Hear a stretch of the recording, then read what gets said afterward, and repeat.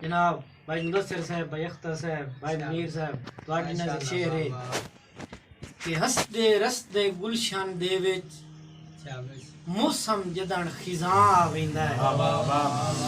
ਢਲਦੀ ਰੁੱਤ ਦਾ ਗੁਜ਼ਰਿਆ ਵੇਲਾ ਮੁੜ ਕੇ ਮਾਰਨ ਥਾਂ ਆਵੇਂਦਾ ਹੈ, ਔਰ ਬੋਤੇ ਸਾਹ ਤਕਸੀਮ ਹੋ ਵੈਂਦੇ ਨੇ, ਮੁੱਠ ਚ ਯਕਦਮ ਹਾਂ ਆਵੇਂਦਾ ਹੈ, ਫਿਫਰੀ ਅਜਮਲ ਕੰਬ ਵੈਂਦੀ ਏ ਜਦਣ ਵੀ ਗੁਰਬਤ ਨਾ ਆਵੇਂਦਾ ਤੇ ਜਿੱਥੋਂ ਗੁਰਬਤ ਗਈ ਤੇ ਜਿਹੜੀ ਜਾ ਤੇ ਗਈ, ਜਿੱਥੇ ਜਿੱਥੇ ਵੀ ਕੱਢਦੀ ਸਾਹ ਗਈ,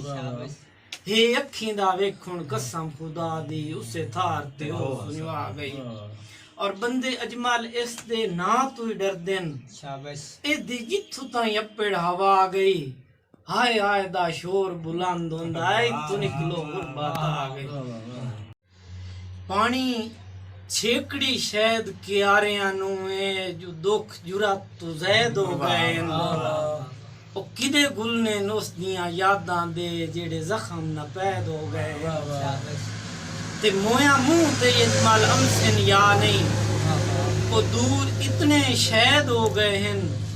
ਇਹੋ ਸੋਚੀ ਰੱਖਣਾ ਉਮਰ ਤੋਂ ਪਹਿਲੇ ਤਾਂ ਹੀ ਵਾਲ ਸਫੈਦ ਹੋ ਗਏ।